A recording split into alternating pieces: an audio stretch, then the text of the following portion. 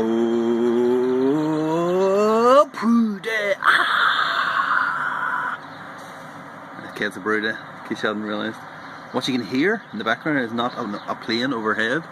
It is the sound of my boiler heating up this barge water. So, doing the mash at the minute. Excuse me. I think I would have done this beforehand. Look at me. Lording it up here. A straw and everything. Like, who the hell do I think I am?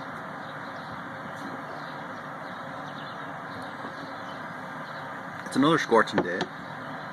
Honestly. For the last week and a half at least, every day has been a scorcher. Them hops over there. Remember the hops from last week I showed you, the hop update? You want to see the bloody things now? Unbelievable. So we're going to have to do something about that, but that's not what we're doing this week. What we're doing this week is we're having a brew day, obviously. Just said it. Oh. Yeah, okay. This is what we're doing here. Flicking through the Bible. Everyone knows the Bible. And I came across this one here, Cornish Tin Miner's Ale. Oh, I thought, that looks interesting. It's kind of the name. I was actually looking at the Scottish shillings. And then I came across this one, which is on the opposite page. So I fancied doing it. Now obviously I don't follow recipes really. I just do and then sub in whatever I have. I don't really buy stuff for a recipe. I used to, and then I just buy a lot of stuff, a lot of different types of malts, and then just put them in, just sub them into whatever.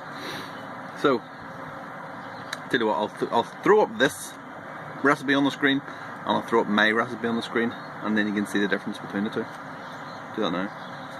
Okay, so the main differences then are in the fermentables. So in the Cornish Tin Miner's Ale, got pale malt, Cara Munich, biscuit, and crystal malt.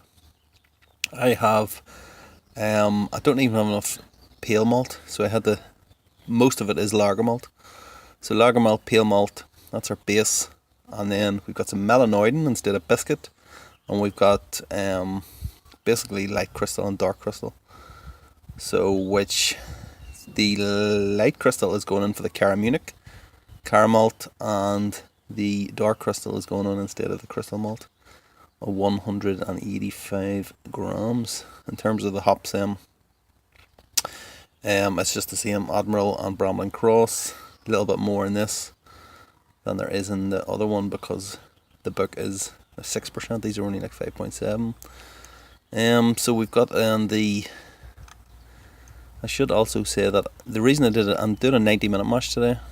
The mash is somewhere, I don't know where. There's a 90-minute mash. The reason I'm doing that is because I'm trying to get it up to 75% plus. I usually get about, I'm brewing a bag, so it's usually about 72%, something like that. So I'm trying to push it up. Now these figures are all, I'm just sparging at the minute, so I'm presuming I'm going to hit these figures. Who knows though? You just never know. In terms of the gravities, 105.8 in the book against 105.5. That's not too bad. I'm using slightly less, 5.45 kilos. Just because I wanted to keep back 2 kilos of lager malt. That's the only base malt I have left, and well, I have a reason for doing that, just in case things go wrong with some other beer I'm doing. Final gravity then in the book. Let's see what it is. Can you see it anywhere? 1019 and mine's 1017, and they're getting 5.2 and getting 5 IBUs. 38.22 and they are 39.9, and they have an EBC of 19. This is SRM, but the EBC is about 18 point something, so it's not far off at all. So yeah, let's get back to the brew day then.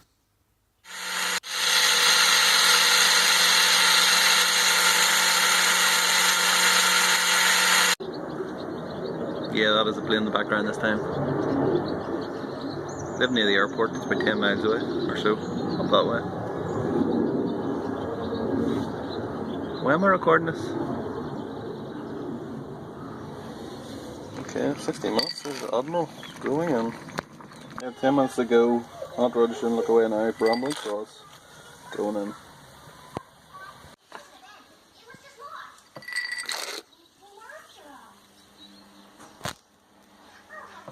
That is the end of the Brewday then.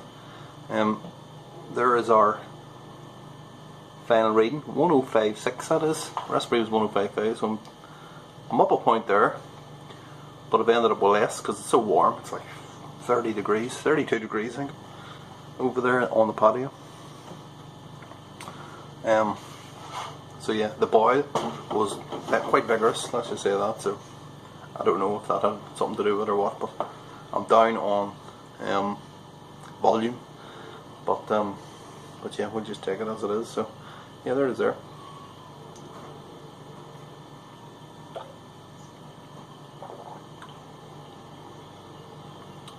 Not much to it.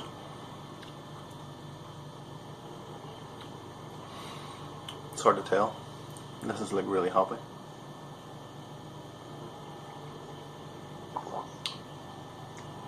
There is a little bit of bitterness in there, but yeah. So in terms of the yeast then, I don't know if I mentioned this before, I don't think I did. It's WLP002. Now I had some that I saved from my last starter. It's a while back now. Can't remember, maybe Christmas-ish, probably.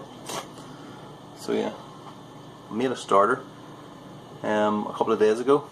When I went to do it, when I went to have a look at it, there's there now, it was like all pancake to the bottom. I don't know if that's a good sign or a bad sign, or whether it did anything, but it's a bit too late to stop it now. Yeah, look at all that in there. So I don't know, we'll soon see. So that's going to be pitched now, 20 degrees, a week maybe, week and a half, we'll see.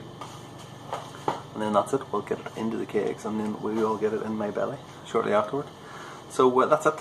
So happy Homebrew Wednesday, and I shall see you all next week. Money's the motivation, money's the conversation. You on vacation, we getting paid, so we on vacation. I did it for the fam. It's whatever we had to do, it's just who I am.